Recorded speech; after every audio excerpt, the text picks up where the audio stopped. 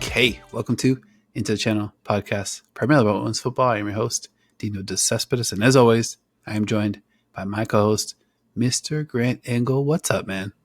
I'm still feeling fantastic, buddy. We didn't cover in part one of this. We didn't cover Seattle Reign FC 1, Kansas City Current 0. That's because we had to call in the big guns to cover that match.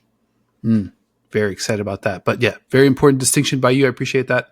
Part one, we covered 6 matchups of the 7 in this match week 7 of this 2025 NWSL season. The one that we didn't hit, Seattle Reign, Kansas City Current. And there's a good reason for that. But if you missed part one, definitely go back and check that out. But yeah, let the audience know what's ahead.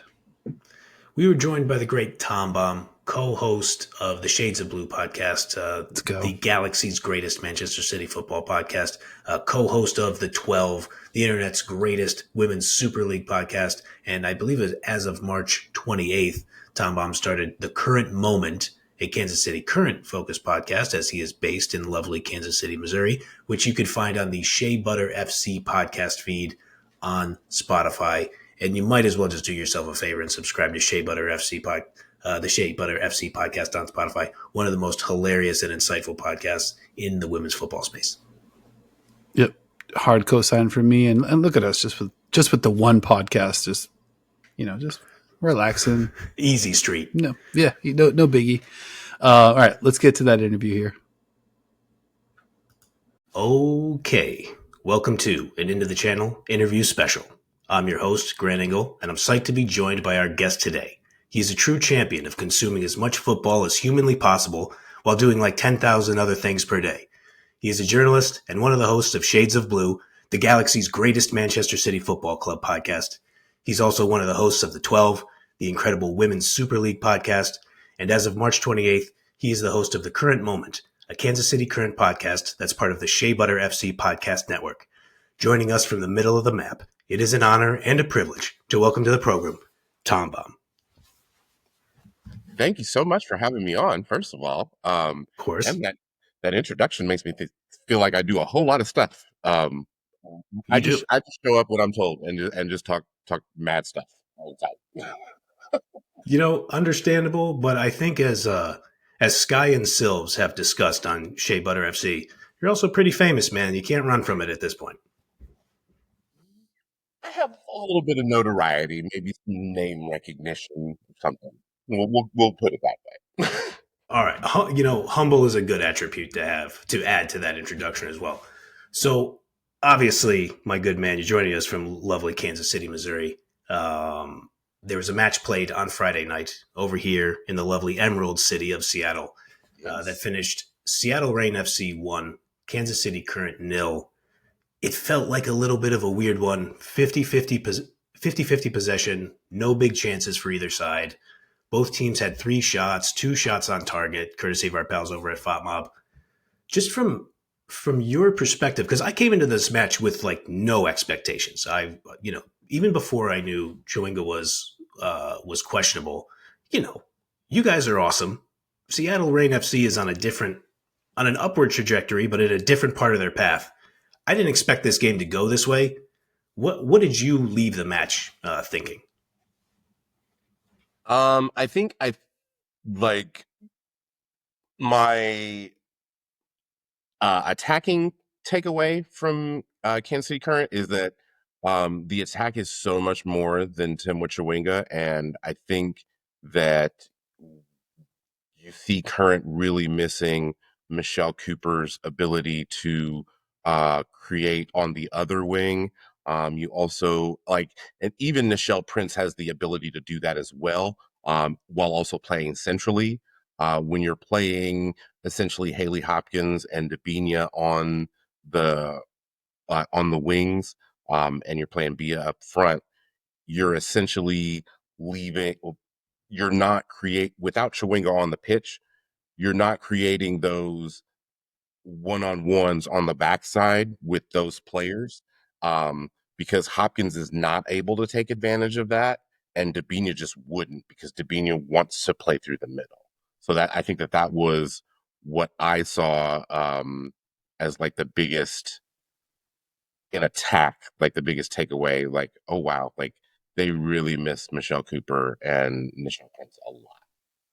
Yeah, man, I'm 100% with you. I mean, I think one of my prevailing feelings about Michelle Cooper, and I've written this in game notes when you guys played in Seattle last year, and it was, this is before Cooper was on the national team, but she was obviously garnering some attention because she's obviously kind of stepped into a role and played well. The thing about Michelle Cooper too that I always think about her is she'll whip your ass out there. Like she'll run you over and she'll body you up. She'll use her hold up play. Like she has a lot of skills out there, and it was pretty obvious that you guys could have used that additional spark. It's really interesting when you think about what a fully healthy Kansas City Current, what they can offer in attack as far as um, if they decide to flip their wingers at you, even if it's just for 5 minutes, that means that your one full outside back has been chasing Tim Wachawinga for 20 to 25 minutes and is like, oh God, I need a break. Now you have Michelle Cooper who's going to maybe not run past you, but run through you, run Yes. over you. Um, and actually, in a lot of ways, like, and I know that the cross sex comparison is not, totally passe, but I think in a lot of ways, Michelle Cooper's current game reminds me a lot of Jack Grealish's peak City form. I Um, like that. in that, like, she can create a lot of control and draws a lot of fouls. Um, allows a lot for a lot of set pieces, and that gives DiBernardo a chance for her really nice delivery. Yeah, oh, that's fantastic. I hadn't looked at it this way. And just for the audience, just prepare yourself for a lot of Manchester City Football Club references. Obviously, ThomBomb's repping. You know I'm repping. We never stop. Um, so you mentioned the midfield earlier. I was taking it back, and obviously I'm watching from a Seattle Reign FC perspective. Trying to cover the team and such. Sam Meza, who there were some mixed feelings on like, is the size going to work? Like, honestly, I think that was a big thought. She goes down to the USL team last year. She comes back. It just felt like she was wrecking shit a lot of times in this match versus KC. She ended up with 10 recoveries, 3 interceptions, a block, 2 clearances. And she just had like an energy in a couple different spots of the midfield where it felt like she was able to snuff out attacks. And again, this could be another theme of this episode. I didn't see that coming against DiBernardo, Hutton, and Labonta. How did you experience that? I think that this past match was probably Claire Hutton's worst match as a professional. Um, I mean, and it's not a Sure, very yeah, of long, course. um, but that stated, like I did not, I too did not expect a single midfielder to just be able to thrash Labonta and Hutton in the way that she was, but like you could tell that Current was frustrated that they couldn't link their midfield to their attack, and that was all down to Sam Meza. Like she was just everywhere on the pitch. And I think like what's really interesting to me is that seeing her on the pitch and hearing you talk about her size and then seeing Labonta on the pitch, so much of Meza's game reminds me of old school FC Kansas City Labonta's game. Um, like that 2015, 2016 um uh run when she first signed with the club. And it like you have this undersized dynamo in the midfield that can essentially play all 3 positions if you want her to, and she's going to get stuck in. And I think that this was one of the few matches where not only did Hutton not get stuck in on stuff, but Labonta didn't get stuck in on tackles either. Um, which I think made a big difference. And I'm not sure what the relationship was supposed to be between um Di Bernardo and Bia, and I'm not sure that it worked as well as what happens when it's Bia and Dabinia, with Dabinia running the show. Sure. Which is funny too with two Brazilian players. Like, I mean, sometimes I feel like my mind can go that way, but if you get used to running a certain way, you get used to making certain cuts, having an anticipation of some level. That's an interesting thought. Let me just say, if Sam Meza is anything close to Lola Bonta, sign me up immediately for that. Exactly. I mean, that's you think about like the career that Labonta has had, signing a contract as basically a trialist with FC Kansas City and sticking on with the club, making the move to Utah, making the move back to Kansas City, and essentially, becoming the captain of the squad. Like that's huge. And especially like with a team like Seattle Reign that essentially is a legacy franchise in the league. You and you already have that player in Lou Barnes who is like that, like I've been here since we've been here. You kind of want Yes. like if there's going to be somebody to pass the torch to, if I was the Seattle Reign front office, that would be the player that I'd be looking at. That's a great thought exercise. Let's talk a little bit about Lou Barnes, because in our take people behind the curtain, you mentioned in our episode doc here. Can can you just for the audience can you frame the question here because I think it's a great question. I guess the question is like, how much longer can Lou Barnes keep doing this? And I don't say that as like a like I mean I get, as someone who is on the other side of 35, I get it. There's certain things that your body just will not allow you to do, especially like when your competition is half your like it was kind of jarring to see her and Claire Hutton in the same frame. It's like, oh my God, Claire Hutton is like almost half her age. That's really wild. But she won 8 of 14 of her total duels, 3 recoveries, 2 accurate crosses, and then she was the corner kick taker. Like, what is it like seeing one of the longest tenured players in the league still doing it at a high level? I think it's great because she is exactly to your point. She is that vestige of the history of the club. Like she's there when the furniture got dropped off, right? Like when the team is started, and so you had that trio of Lou Barnes, Jess Fishlock, Megan Rapinoe.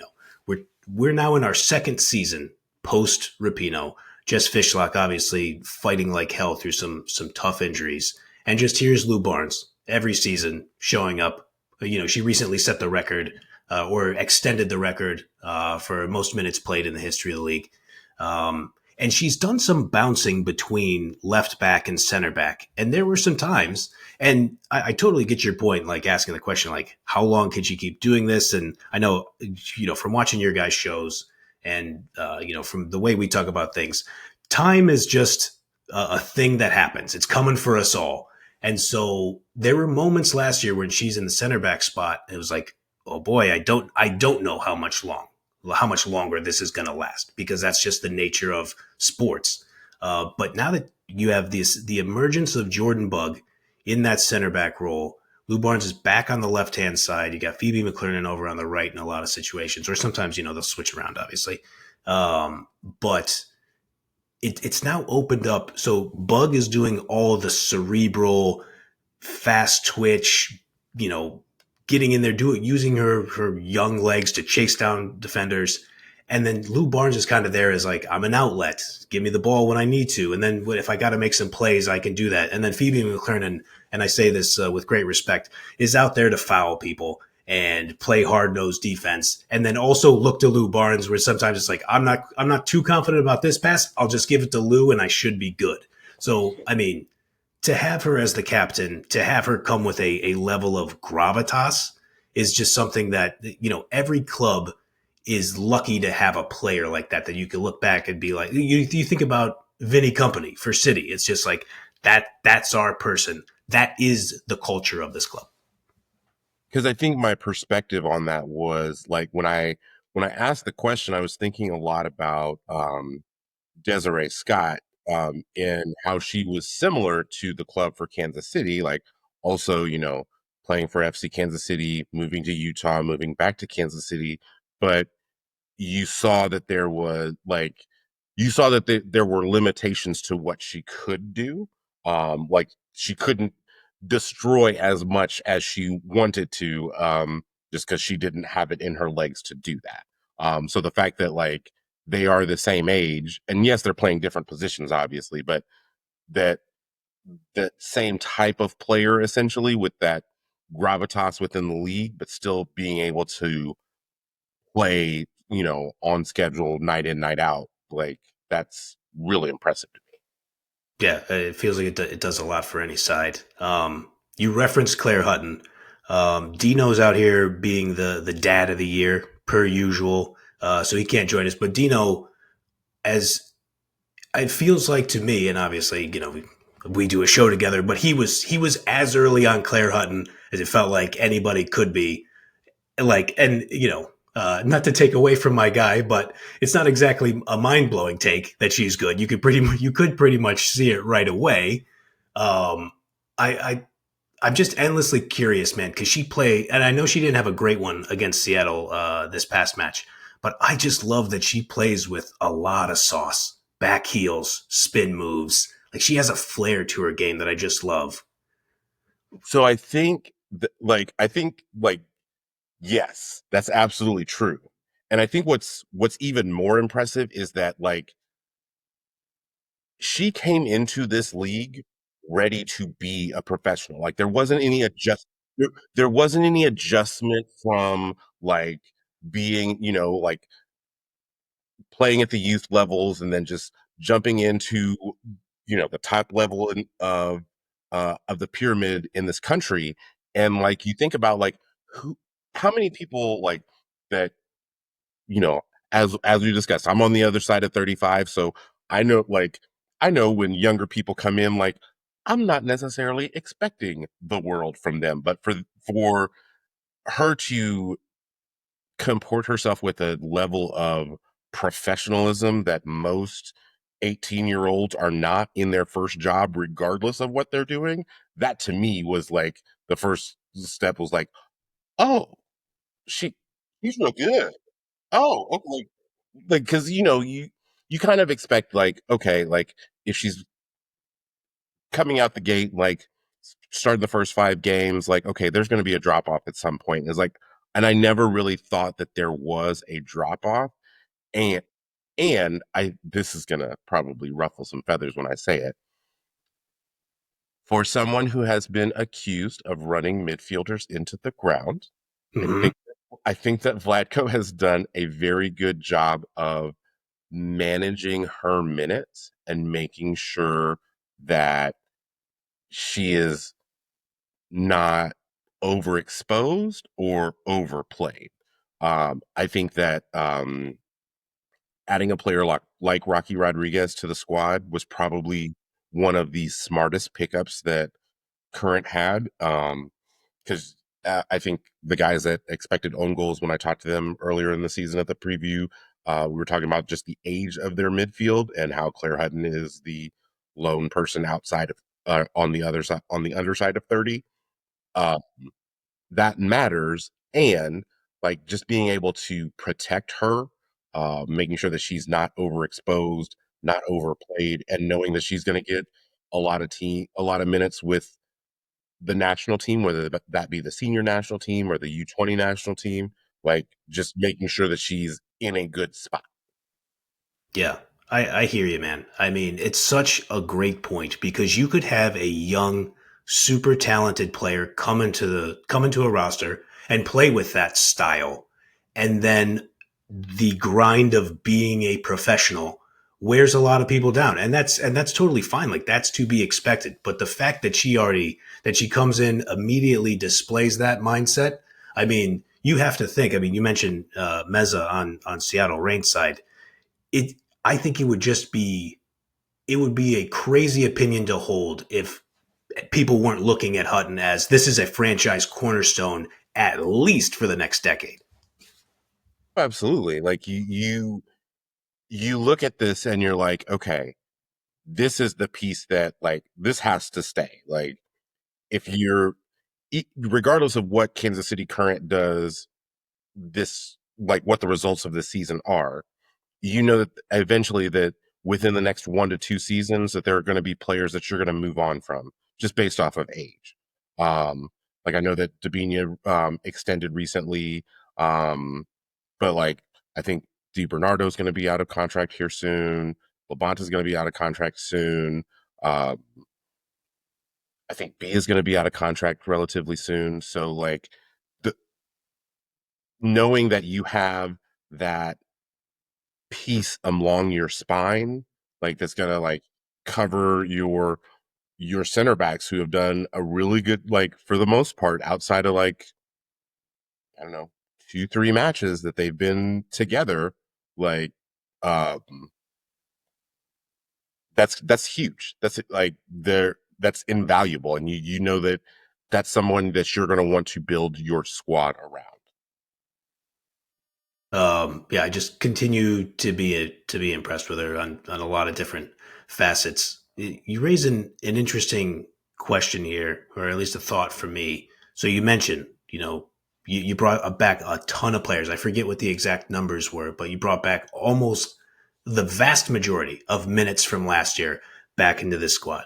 You obviously make the semifinal. You had a look at the Shield, or the Kansas City Current. Pardon me. I know you're an impartial journalist, my good man, but the Kansas City Current had a look at the Shield. The majority of the season, you make it to the Current makes it to the semifinal. Um, how close are we getting? And this is I'm just going full sports radio hack here. How close are we getting to must win a trophy time for Kansas City Current?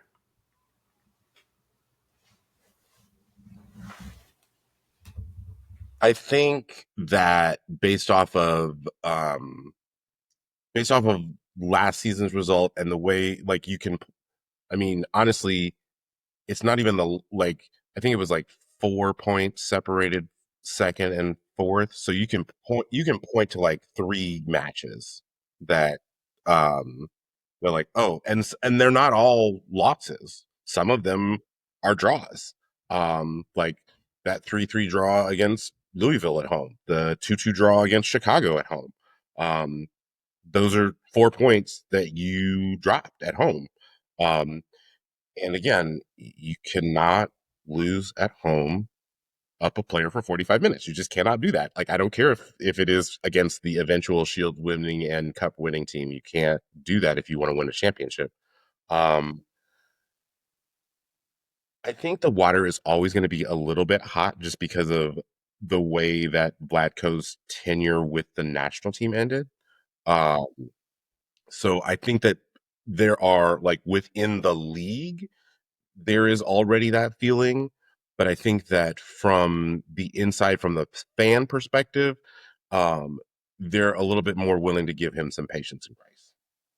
Yeah, I think that's totally fair. I think there's going to be that broad perception, and Dino and I were talking about it on our last show because the U.S. Women's National Team experience obviously didn't look great. I have this thought of, if you're Vlatko, if you wanted to say some things, you could say, I had Rapinoe past her prime. I had Alex Morgan past her prime. I had Julie Ertz past her prime. I had Alyssa Thompson when she's a literal teenager. I mean, she still is a teenager, but she was like 16 at the World Cup. He could list out a lot of reasons. I didn't have Kat Macario. I didn't have Mel Swanson. It would buy him nothing in the public discourse if he said any of those things. It would actually make things significantly worse. And I'm glad you mentioned him because Laura Harvey talked after the match in the post match press conference. She referred to him as a chess player, and you mentioned too with Vlatko and FC Kansas City Current, Laura Harvey's long tenure in the league. Those two have gone up against each other several times at this point. I'm not sure what the stats are. I should have looked it up, but they have to be among probably the two managers who faced off the most, probably in the history of the league. This like 10+ year run. But she referred to some of the stuff that Kansas City was doing, and the adjustments that she had to make in terms of try to get Lou Barnes up a little forward at times, or moving around Sam Meza where she was. You touched on it a little bit there in Kansas City because I know he loves it there, and I think he has some good equity there. How do you guys view him tactically? If you could please be our Kansas City spokesperson on this. I think that for me, I think that I think you see the vision and like having seen him like coach a team and what they do tactically at the club level, it also kind of gives me some insight of what he wanted to do but didn't always do with the national team. Um, and I think that this match was an almost perfect example of it in that like Kansas City doesn't want the ball. Like Right. they Kansas City wants to crush you on the counter just because they know that they have way better athletes up front than your defenders are, and Absolutely. they're gonna beat you to those balls that you run into the channel. Um, Yeah. Thank you. you're welcome. Uh, but that stated, when you don't have that when you don't have that ability, it's difficult for you to pivot. And based off of everything that I've talked to about Vladco about game state is that there's really hasn't been a game state where they in outside of these last two matches where they haven't felt completely in control. And I think that if you notice these last two matches are the last two matches that Michelle Cooper didn't start.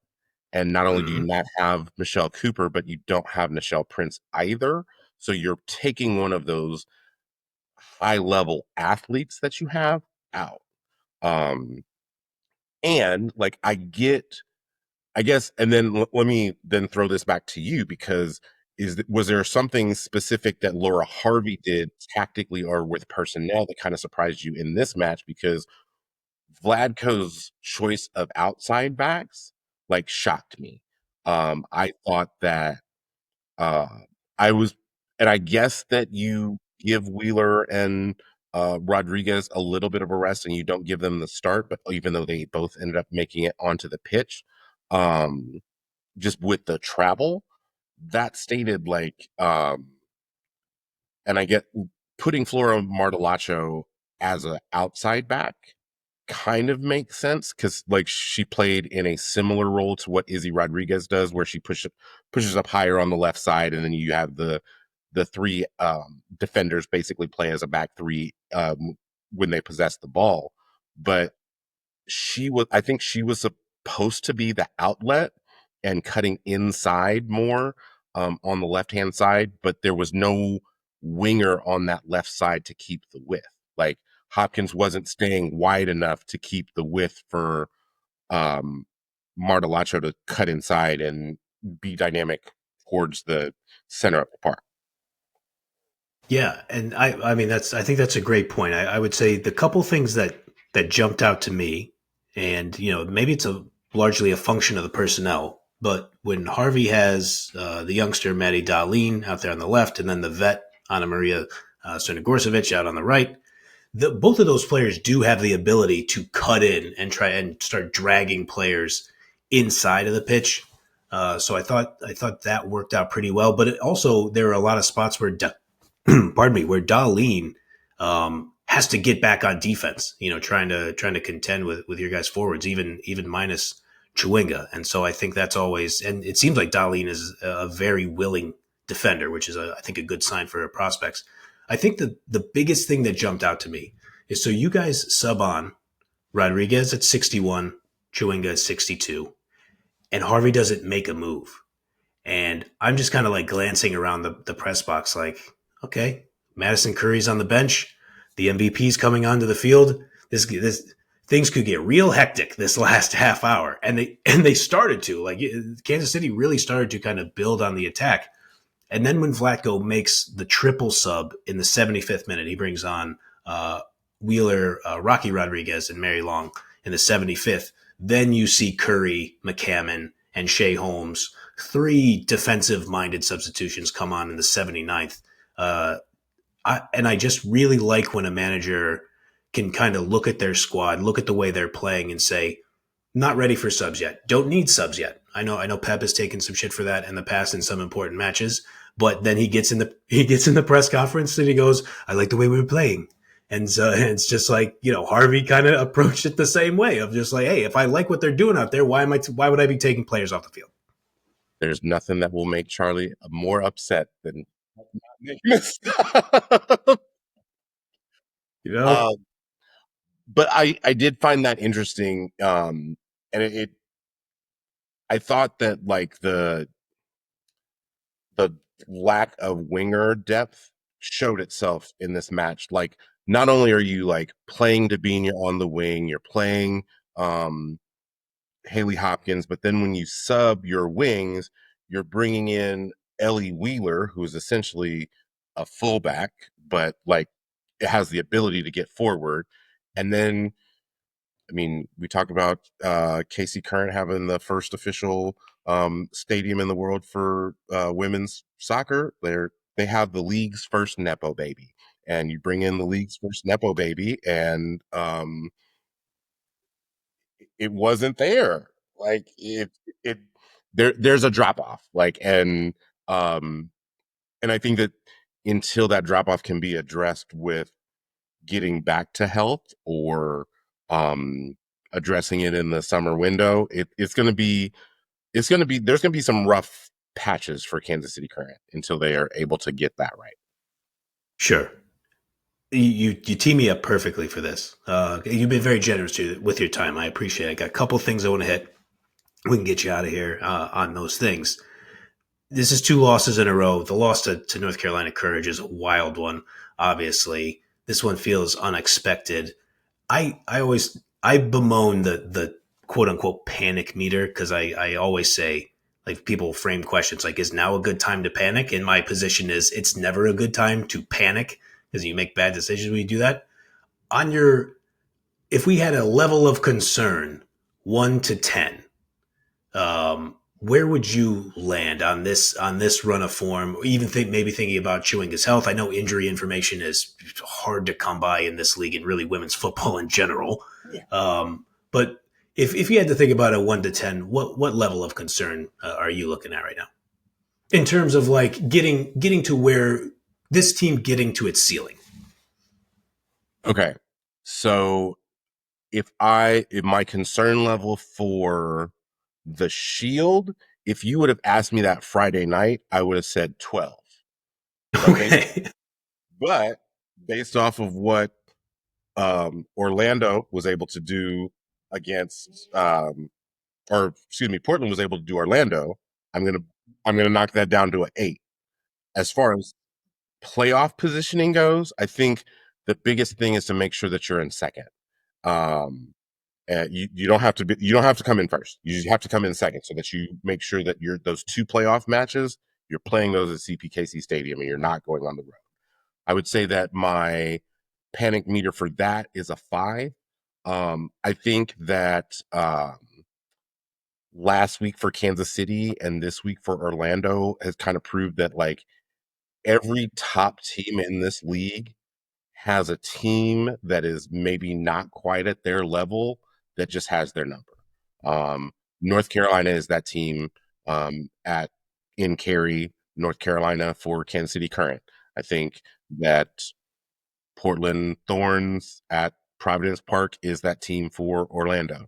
I think that we had been talking so much about the top 4 in this league, and we forgot about how many players come over from European leagues and tell us like, damn, every one of these matches is tough. It's like the second leg of a Champions League semifinal, and in a lot of ways it is.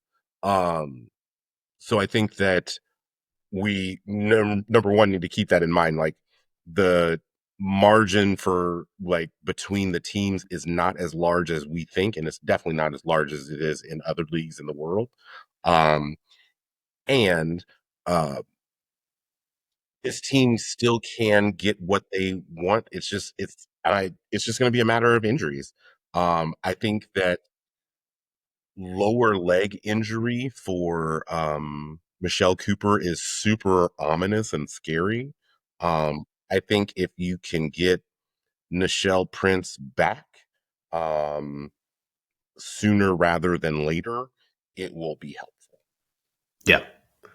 I I think I'm in pretty much total agreement with both of those. Like it's too early to be really concerned about the potential of the championship. I think in a 3 game sample, I think your roster is good enough. Obviously, barring injury or barring significant injuries, because everybody's going to be a little hurt by the time you get to the playoffs. You have enough talent to win. There's just no question about that. And with the Shield, yeah, I think you could have I think a middling level of concern, maybe a little above that. I think that makes sense. It also would appear, and maybe it is a function of Portland in the Pacific Northwest, in the second best city in the Pacific Northwest, gives Orlando some trouble. But it doesn't. I don't know. Is it quite the same Orlando as last year? I think it would be almost unfair to expect them to be the same Orlando as last year. So that the Shield should be up for grabs. And it also speaks to your point. I mean, no disrespect to these squads, but there's no Bristol City on this schedule. There's no Real Betis on this schedule. Like there's no Roms on this schedule. Like you're in for a dogfight pretty much every week. There's no Turbine Potsdam on this schedule. Like that's not happening. Right. 100%. All right. I want to switch gears on something because you did some excellent reporting, which I always say, like when the Rain are on the road and I'm watching a broadcast, I still try to do journalism type things. You're on Blue Sky. Out of curiosity, where should people find you on Blue Sky? You can find me. There is a social media network that I use. You can find me at ThomBomb816. Okay, excellent. Everybody should do that immediately. So obviously, I'm in the press box watching this match. After the fact, I get home, kind of start to relax, whatever, start kind of scrolling through, see what folks are thinking. And you got me hip to something that I just didn't know was an issue. And this is not to take shots at anybody. We all we're all trying to figure stuff out. But I will say, I was legitimately surprised by this. Is Biondolo a difficult name to pronounce? I think the fact that there have been so many Paramount Plus, NWSL Plus, Ion, ESPN, CBS announcers that have not gotten it right, even though it is spelled and pronounced phonetically. That's Like, it. that I guess that's what makes it difficult. Is that just like by number of you hearing it, you don't hear Biondolo said correctly, and I'm fairly certain that before the season, she when she was brought in for media day, they did I'm pretty sure that Silves and Sky did a big thing about in an interview about the pronunciation of her name, of her married name, and I think that broadcasting teams are still struggling with that. Yeah. They really, really struggled, and I think that what was so jarring is that Biondolo was difficult to pronounce, but they never got Cerna Gorcevic wrong. It's like, I'm sorry, but she has 3 consonants to start her name out. Like that. Mm-hmm. That is definitely not phonetic. And If we're keeping score, if we're keeping syllable score, I believe Crnogorcevic 5, Biondolo 4. I think with Biondolo, the thing that I mean, it's the exact point that I was hoping to make. I'm not surprised you nailed it. It's pronounced pretty much as it's spelled, so that helps. You have like your hard consonant sounds with like the soft Y in between. I feel like that's like it's an easy rhythm to grasp. My advice, and far be it from me to give other real professional broadcasters advice here, some jerk sitting in his office doing a podcast, but approach the name with confidence, pals. Biondolo, Lynn Biondolo. You can say it. I know you guys can say that. It's not a difficult name to pronounce. No, you can say it. Biondolo, I believe in you. You can do it. Yes, and don't take the coward's way out and just call her by her maiden name. Like that's like No, that's whack.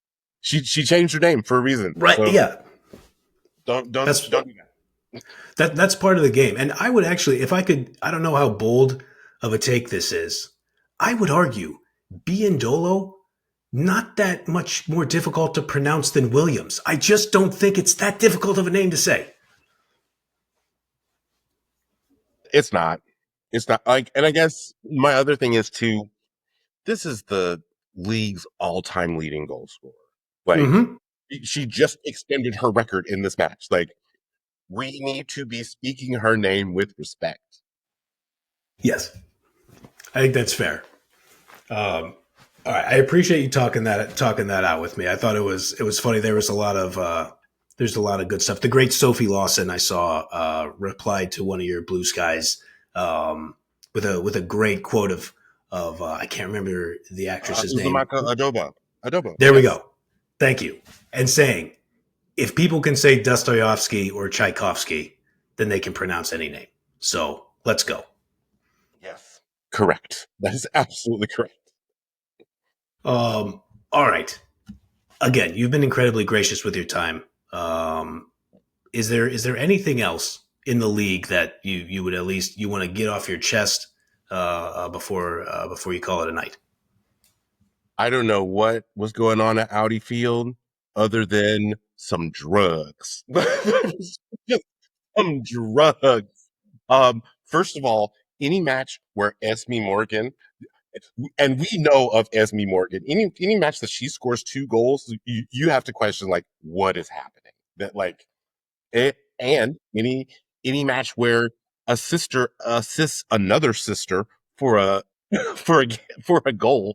There's a lot going on there. Um, also, Riley Tiernan. Um, I think I theorized this to the group chat. She may be the Julian Edelman of NWSL. Please elaborate.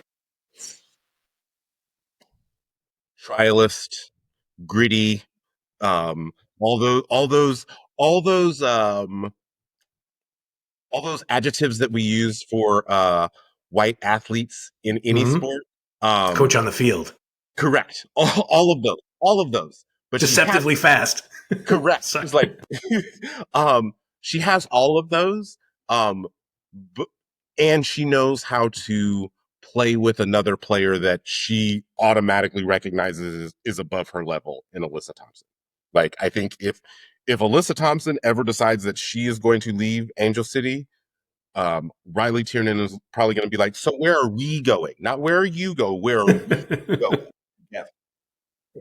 I love that. Yeah, I mean, yeah, Tiernan definitely looks good in the context of that attack for sure. It's interesting. It gives them a little bit more of a focal point that they didn't have before.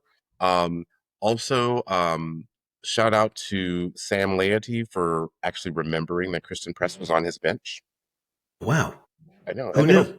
Who knew? Just like, um, also, I'm not sure if Fat Mob or the league updated it, but I don't see how you don't give her the assist on that Tiernan goal.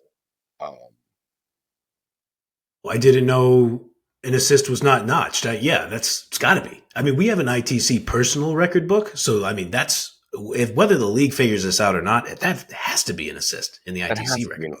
oh yeah, has to be an assist. Like I don't see how you could um, register it as anything but. Um, Yeah. but and shout out to Sam Laity. He's just living his best life, and like yes, why not celebrate? Like that's so great. He celebrated, got on the got the red card, so he doesn't have to go into work next weekend, and he didn't even have to do the press conference. Come Like on now. he's like let me just run onto the field and create less work for myself. This is perfect. He's living the dream. Gets off work early, gets a day off, gets the win. I mean, come on. That Yeah, next level stuff. truly, and since he knows he's interim and they've already named his replacement, like he knows his days are numbered, so he's just What, coming into the office having a great time. what are you going to do? What are you going to Right? do to the guy? Yeah, fire me. Sure. Yeah, Yeah. exactly. Yeah. The direct deposits are still going to hit, man. Yeah, It's it's totally like that fine. check still clears. Check still clears. Yeah. No doubt. Well, again, Tom, you've been incredibly gracious with your time. Thank you so much. I tried to do it justice at the beginning of this show, but can you please tell people where they can find you in these internet women's football streets? All right. So, I uh, uh, shout out to my show bros, Charlie, Tarek, Crunk Chocolate, Shades of Blue, internet's most comprehensive Manchester City podcast covering both the men and the women.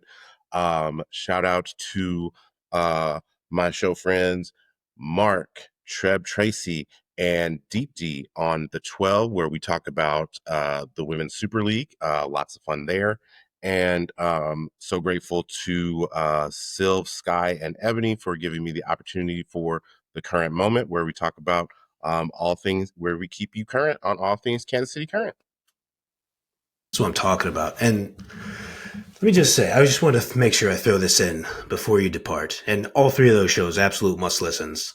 Look, I'm going to say on the front end, I am not a licensed dermatologist, but I do believe it is medically proven that Shea Butter FC delivers content with soul and seasoning that will moisturize your skin. I'm pretty sure that's medically proven.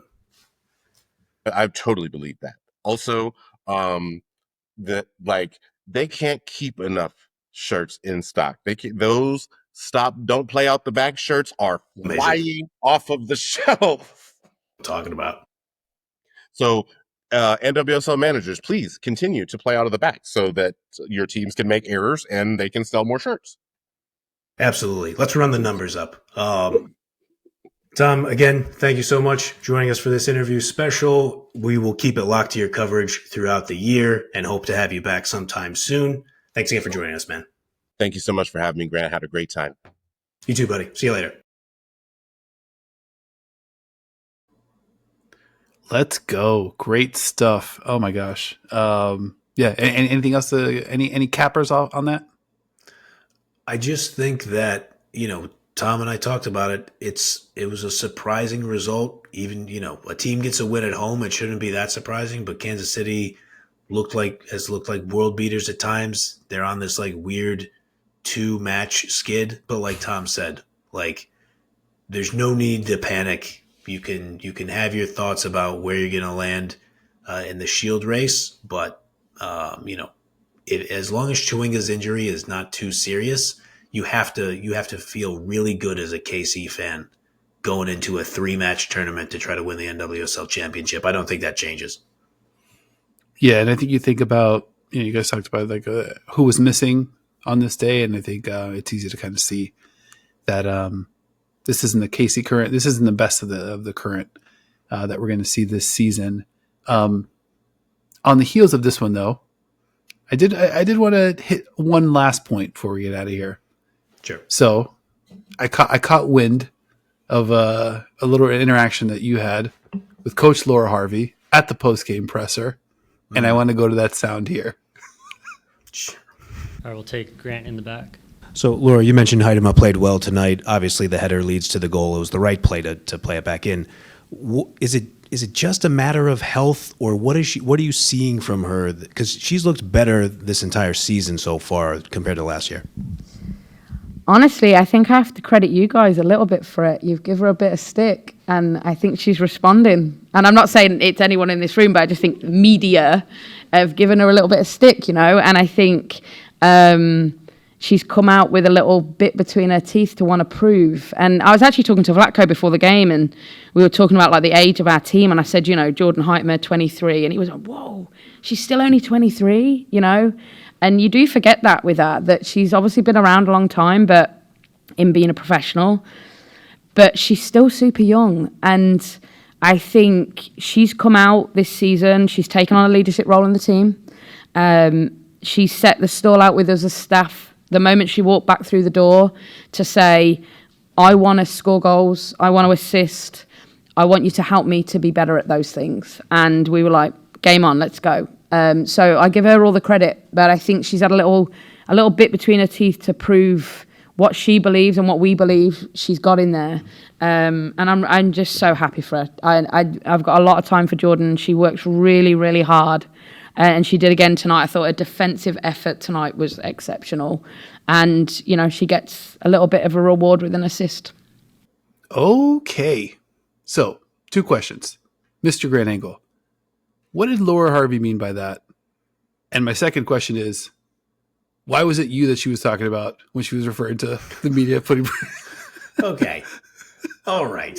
So, for folks who may be new to the program, last season, toward the end of the year, I can't remember exactly what match it was. I wish I was more prepared, but I asked Jordan Heidema a question at a press conference. Sorry, I'm stumbling over this because I wanted to see if I could figure it out.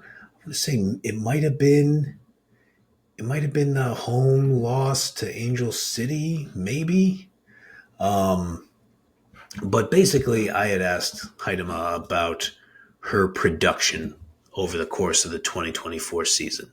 Mm-hmm. And I had referenced some of her statistics for that season. And there weren't many goals and there weren't many assists. And in that question, in the response to that question, Jordan Heidema, rightfully so, brought up the fact that she had a fractured spine earlier in the year. Now, as we have mentioned many times on this podcast, and I feel like all women's football podcasts do mention, real detailed injury info is impossible to come by in a lot of situations. So this isn't even, I'm not trying to like crank up the excuse machine here, because I felt like I asked a question in good faith about her production, kind of what was missing, what needed to happen to kind of get her up to a level that people expect from her as a young player. And she, mentioned that, like, hey, it wasn't just a back injury. I had a fracture in my spine this season, and I'm coming back from that. And it's been difficult. And, frankly, it didn't seem like she appreciated my line of questioning. And so when I ask this question now, and fair is fair, I asked Jordan Heidema a question about her production when the production wasn't great last year, and when she's playing well. She obviously hasn't been available at any press conferences that I've been attending this year so far. But when she's playing well, I'm going to ask questions about that too. And so Laura Harvey was available for me to ask that question about her playing, in my opinion, significantly better than she played last year. Laura Harvey gave me that little grin and kind of answered the question and said that it seems that Heidema came into the offseason ready to do some things to improve her game and kind of get some goals and assists, as I believe Laura Harvey put it. So my colleagues in the press room may have shot me a couple glances as Laura Harvey was answering that question. And again, I don't think Heidema took it as like hugely disrespectful, but I will say again, she didn't seem psyched about my line of questioning last year. And so here we are. In a different time of my life, I would have just been a little bit maybe, sensitive or maybe borderline mortified. It's like, oh, are we doing the right, the imposter syndrome would have fully kind of kicked in. But I kind of like that we're just out here, bumper carring into things. And I'm asking Emily Sams about BK Hackett, and she's going to look at me like, what's like, look at me. Yeah, why are we doing this? Yeah. And you're getting into it. Didn't you say that Heidema dapped you up after that also? Or who was it? Did somebody, what did I miss? That was part of that story too, I think. This part never made air, but we're here now. So after I asked that question, no, you're good. I mean, here we are. After I asked that question to Heidema last season, as she was leaving the press conference, she asked me my name. I said, I'm Grant from Into the Channel. And she just gave me a handshake. And I think she may have said, nice to meet you. And then to her eternal credit, Phoebe McClernand, who's walking after Heidema leaving the press conference, goes, oh, Grant. I was like, okay, great. So, like, I get it. Like, Heidema's a competitor. She came in with, high expectations.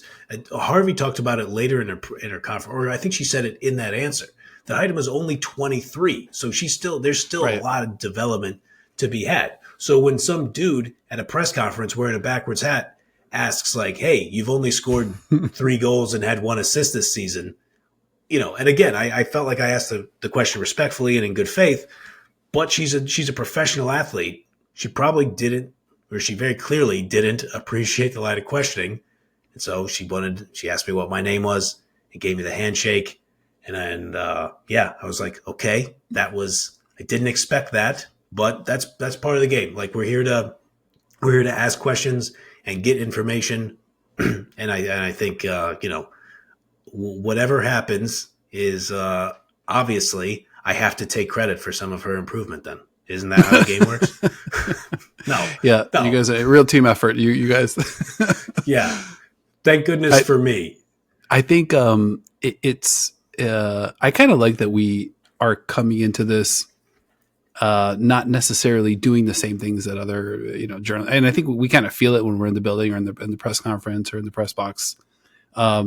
But we're doing our show. Like like whenever I do it, I know you do the same. You're asking things that you're genuinely curious and inquisitive about. It's like, yeah, we're here for the audience, trying to put a show together and put content. But you're really digging, and I know that I'm doing the same. I'm asking stuff that I really want to know about, Yes. and we just have faith in our audience and our community that there's good alignment with like the stuff that we're interested in is the same stuff that our audience is interested in. So some pretty cool stuff there, and I'm glad that we continue to kind of be out in these streets doing our show. For sure. And, just to be clear, like I'm being a little bit of a jackass joking about this. I know I've made fun of like people in sports media, pundits who are like, oh, well, clearly I inspired them to play better or whatever. I think that is obviously complete nonsense. I think it's funny that Laura Harvey brought it up, that she came in extra motivated. And I am also far from the only person who talked about Heidema's production last year. But I just have to say, fair is fair. To her credit, she has played significantly better this season. She's been getting to the ball in more dangerous areas. She's caused some havoc. Her play on the defensive end this year has been significantly better. I think every press conference that I've been a part of, Laura Harvey talks about Heidema's defensive effort. And, I think she's got to stand like 5'10" or 5'11", somewhere in that ballpark. So she can be an asset in those situations, and she's been doing it this year. So, I mean, she deserves all the credit, not some fucking dope who rides the bus down to Lumen Field and then sits in the press box and asks some questions afterward. Yeah, it's debatable. All right. Maybe a slice of credit. I don't know. A little sprinkling. All right. A quick look ahead. Episode calendar. We're already here. NWSL Match Week 8 coming up next week. We'll be back covering the action there. And now we're just a couple weeks out from the Champions League final. We're going to line up some guests. We're going to have we're going to be doing it big here at the ICC. Let's leave it at that. You're going to want to subscribe. We're going to be covering this final, Arsenal versus Barcelona, pretty from every angle. Tons of folks are going to come on, help us break it down. Folks that you're definitely going to want to hear from. So definitely make sure you're subscribed. Mr. Grand Angle, anything else you want to hit before you out of here? No, I think that just about covers it. I think I'm glad to be put in this very uncomfortable situation because no journalist, I have a journalism degree. No journalist ever wants to be any part of the story, but that answer was too funny. Once you got a hold of it, I knew we were going to get here. I'm glad we talked about it. Yeah, well, I've got an economics degree, and you've got the supply of good stuff to talk about, and I have demand to talk about it, and here we are. All right, man. This has been another episode of the channel. Thank you for hanging out. If you enjoyed the show or love women's football as much as your boys do, make sure you're kicking it with us each and every single week. Like if you liked, subscribe, follow YouTube, Spotify, Apple Podcasts, wherever you like to watch or listen. Leave us a review over your favorite podcast app. We want to hear from you. We love hearing from you. Links to all of our socials in the show notes of this episode, except one, of course. And a big thank you to my co-host as well, Mr. Grand Angle. Part 1, Part 2, doesn't matter. My guy's always ready, on the bench, in the starting lineup, Sharpie, pencil, pen. I mean, any way you slice it, my guy's ready to go. Two-parter. You brought it. I appreciate you, bro. Likewise, buddy. Couldn't do it without you. Thanks for setting me up always. I'll make sure to return the favor once you start asking the players and coaches at Bay FC those tough questions, holding people accountable as we do. And thank you to everybody for watching and holding us accountable. Let us know in the comments what we missed, what you want to see more of next time.